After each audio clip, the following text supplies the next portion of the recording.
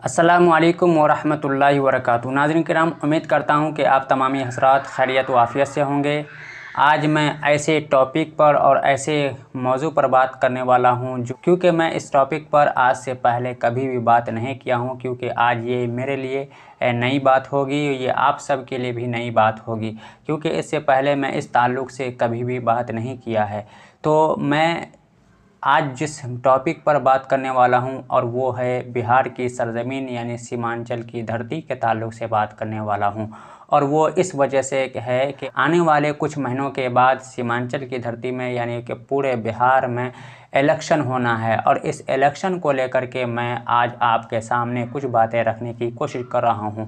और इस आने वाले इलेक्शन को लेकर के हर पार्टी, हर आने वाले हर लोग, हर कोई हर जगह पर अपनी अपनी बात करते हैं, अपनी अपनी बुराई की बात करते हैं। मैं आपसे इसी ताल्लुक़ से कुछ नज़रियाती पहलू में जो मेरा एक ज़ाती है, इसको मैं आपके सामने रखने की कोशिश कर रहा हूँ, क्योंकि ये हिंदुस्तान है। इस हिंदुस्तान में सबको अपनी ज़ाती राय रखना और देने की बिल्कुल इजाज़त है। तो इसीलिए मैं भी एक सीमांचल से ताल्लुक़ रखता हूं, तो इसीलिए अपने सीमांचल के लिए एक नज़रिया आपके सामने रख रहा हूं।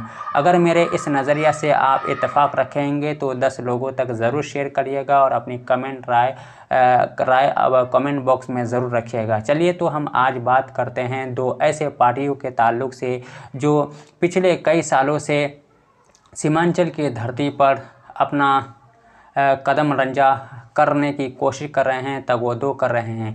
और जिस पार्टी को हम सबसे पहले तो हम बात करते हैं एमआईएम पार्टी की। वो पिछले कई सालों से यानी 2015 से अपनी कोशिश और अपनी तवानाई सर्फ कर रहे हैं। इसी वजह से 2020 के चुनाव में इन्हें 5 सीटें मिली थी और इसकी बहुत बड़ी कामयाबी थी, जो कि बाद में इनके 4 विधायक आरजेडी से जाकर के मिल चुके हैं और मिल चुके थे।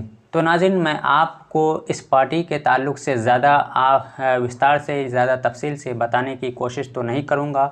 इस पार्टी को समझने के लिए और समझाने के लिए सिर्फ़ एक ही चेहरा काफ़ी है, वो असदुद्दीन ओवैसी का चेहरा। उनका नाम लेना ही इस पार्टी का मुतारफ़ होना काफ़ी हो जाता है।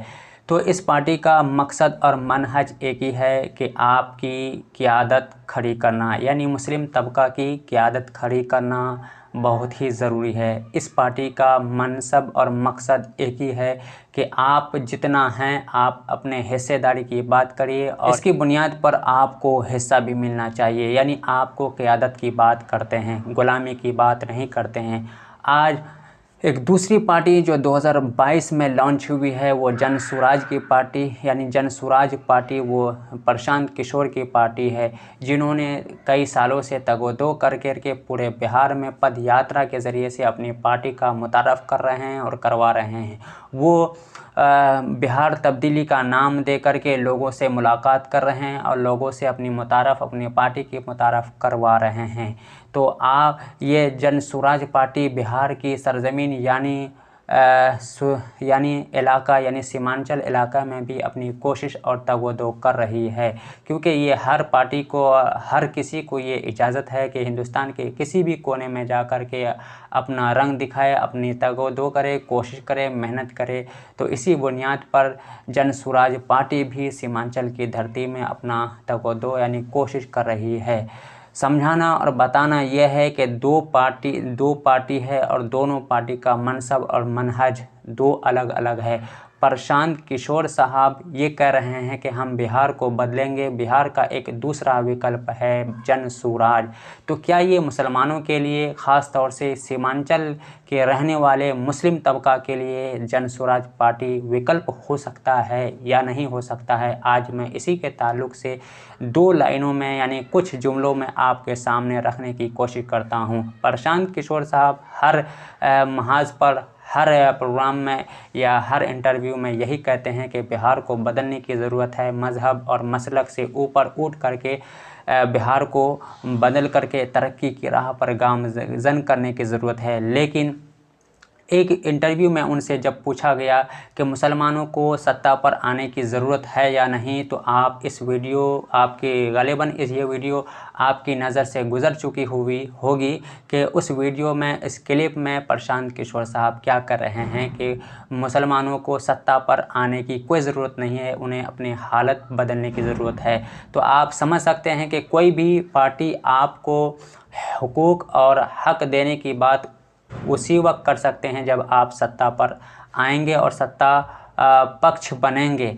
जब आप सत्ता पर नहीं होंगे तो तब आपको हक और हुकूक कोई भी पार्टी नहीं दे सकती है, फिर आपको कोई भी पार्टी हकूक़ तक नहीं पहुंचा सकते हैं। इसलिए मैं अपने सीमांचल के लोगों से आप मजलिस इत्तेहादुल मुस्लिमीन का दामन थामें और इस पार्टी को ज़्यादा से ज़्यादा सपोर्ट करें, क्योंकि ये पार्टी आपकी क़ियादत की बात करते हैं। जब भी और जहां भी जिस जगह पर भी मुसलमानों के ताल्लुक़ से कोई मसाइल होते हैं तो सबसे पहले यही पार्टी यानी असदुद्दीन ओवैसी साहब आपके हक़ के ताल्लुक़ से बातें करते हैं।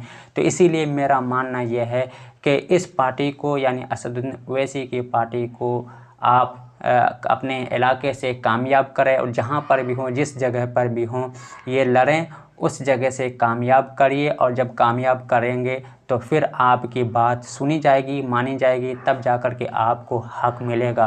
नाज़रीन, तो मैं यहीं पर अपनी बातों को ख़त्म करता हूं और इस वीडियो को दूसरे लोगों तक शेयर करें और अपना एक कीमती कमेंट इस वीडियो के नीचे में ज़रूर दे दें ताकि मैं आपकी राय जान सकूं।